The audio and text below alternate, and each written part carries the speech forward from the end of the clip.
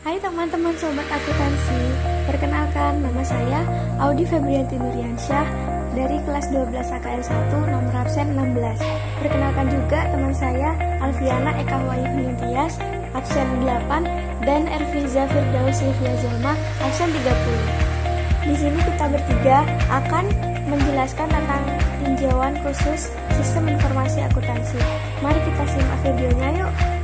Baik, di sini saya akan menjelaskan tentang pengertian sistem informasi akuntansi. Oke, untuk yang pertama pengertian dari sistem. Apa sih sistem itu? Sistem yaitu sekelompok komponen yang erat berhubungan satu antara lainnya, yang berfungsi bersama-sama untuk mencapai tujuan tertentu. Untuk pengertian informasi sendiri, yaitu serangkaian prosedur formal di mana data dikumpulkan, diproses menjadi informasi, dan didistribusikan kepada pengguna. Pengertian dari akuntansi, kalian udah pada tahu kan apa itu akuntansi? Nah, akuntansi yaitu proses mengorganisir, mengklasifikasi, mengelompokkan transaksi-transaksi ekonomi menjadi laporan keuangan. Jadi, sistem informasi akuntansi adalah organisasi formulir, catatan, laporan yang dikoordinasikan sedemikian rupa untuk menyediakan informasi keuangan yang dibutuhkan oleh para pengguna. Nah, kemudian materi pengguna sistem informasi akuntansi atau SIA. Pengguna sistem informasi akuntansi atau SIA dibagi menjadi dua, yaitu pihak internal dan eksternal. Contoh pihak internal yaitu yang pertama ada manajemen perusahaan, karyawan perusahaan, manajer, dan orang-orang yang ada di dalam perusahaan. Kemudian contoh dari pihak eksternal apa aja sih? Nah, yang pertama seperti investor, kreditor, debitur, customer, masyarakat, dan instansi pemerintah. Kemudian fungsi dari sistem informasi akuntansi apa aja sih? Nah, yang pertama yaitu mengambil data atau capturing atau input. Yang kedua, mengolah, mentransformasi, dan mengonversi data menjadi informasi. Dan yang ketiga yaitu mendistribusikan informasi. Selanjutnya yaitu komponen sistem informasi akuntansi. Nah, yang pertama itu ada orang-orang yang mengoperasikan sistem tersebut. Yang kedua yaitu prosedur, baik manual maupun terotomatisasi yang dilibatkan dalam mengumpulkan, memproses, dan menyimpan data tentang aktivitas organisasi. Yang ketiga yaitu ada data. Nah, data itu tentang proses-proses bisnis. Yang keempat ada software yang dipakai untuk memproses data tersebut. Dan yang terakhir yaitu infrastruktur, yaitu teknologi informasi. Materi berikutnya adalah siklus sistem informasi akuntansi. Yang pertama itu adalah siklus pendapatan. Siklus pendapatan ini membahas dari penjualan sampai terjadinya piutang dan akhirnya nanti mendapatkan cash. Yang kedua adalah siklus pengeluaran, yaitu dari adanya pembelian terjadinya hutang sampai ujung-ujungnya nanti perusahaan akan mengeluarkan uang tersebut untuk membayar hutang. Yang ketiga itu ada siklus penggajian, yaitu ketika karyawan sudah diterima sampai akhirnya karyawan mendapatkan gaji dan membayar pajak penghasilannya. Yang keempat dari siklus produksi, yaitu dari memproduksi barang sampai akhirnya kita tahu akuntansi biaya atau HPP-nya berapa. Yang kelima ada siklus keuangan, yaitu yang membahas penerimaan dan pengeluaran kas yang tidak terkait dengan pendapatan dan pengeluaran.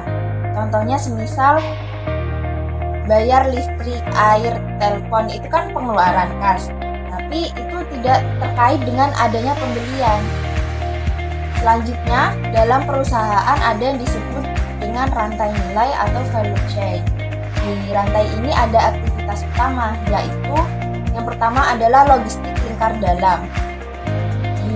Maksudnya adalah barang di dalam perusahaan lalu dioperasikan atau yang hanya sudah diproses di dalam perusahaan.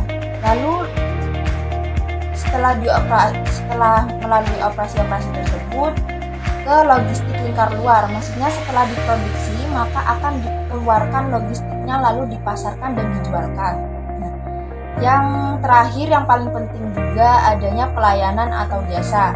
Contohnya, biasanya di setiap produk itu ada hotline care atau customer care. Jadi seperti yang namanya menerima keluhan atau kritik dan saran karena pelayanan atau jasa ini. Itu sebetulnya maintenance atau untuk menjaga agar customer itu tetap akan mau membeli produk kita ke depannya. Selanjutnya ada aktivitas pendukung. Aktivitas pendukung ini ada 4, yaitu infrastruktur perusahaan, teknologi, sumber daya manusia atau SDM, pembelian atau pengadaan dari barang itu sendiri. Selanjutnya adalah rantai persediaan. Rantai persediaan yang pertama bahan mentah pemasok.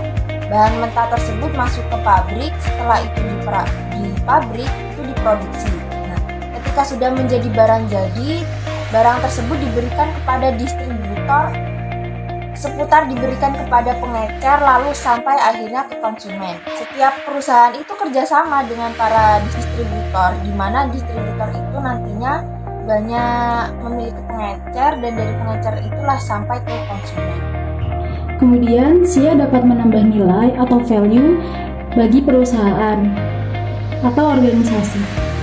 SIA dapat menambah nilai bagi organisasi dengan cara memberikan informasi yang akurat dan tepat waktu agar kelima aktivitas utama rantai nilai dapat dilaksanakan dengan lebih efektif dan efisien.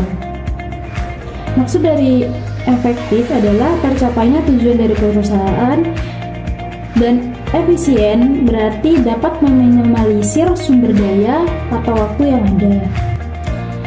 SIA juga dapat menambah nilai bagi organisasi dengan cara memperbaiki kualitas dan mengurangi biaya untuk menghasilkan produk atau jasa. Kedua, memperbaiki efisiensi. Ketiga, memperbaiki pengambilan keputusan. Keempat, berbagi pengetahuan.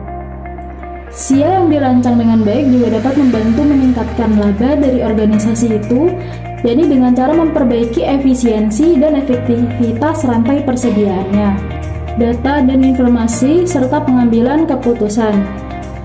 Informasi yang berguna ini yaitu pertama, relevan, yakni sesuai dengan informasi yang dibutuhkan. Kedua, tepat waktu. Ketiga, andal atau dapat bertanggung jawab, dapat diandalkan. Keempat, dapat dipahami, yakni informasi yang dapat dipahami sehingga informasi tersebut berguna. Kelima, lengkap, yakni informasi yang didapat atau dikumpulkan lengkap, tidak ada yang dikurangi atau dipotong-potong. Keenam, dapat diverifikasi, yakni dapat dicek kebenarannya. Kemudian, nilai informasi. Nilai informasi ini adalah manfaat yang dihasilkan oleh informasi setelah dikurangi biaya yang dikeluarkan untuk menghasilkan informasi tersebut. Contohnya tuh, kamu mencari informasi di Google atau media-media sosial lainnya. Tetapi kan mencari informasi tersebut butuh yang namanya kuota atau handphone. Jadi bisa dibilang handphone atau kuota tersebut adalah biaya yang dikeluarkan untuk menghasilkan informasi tersebut.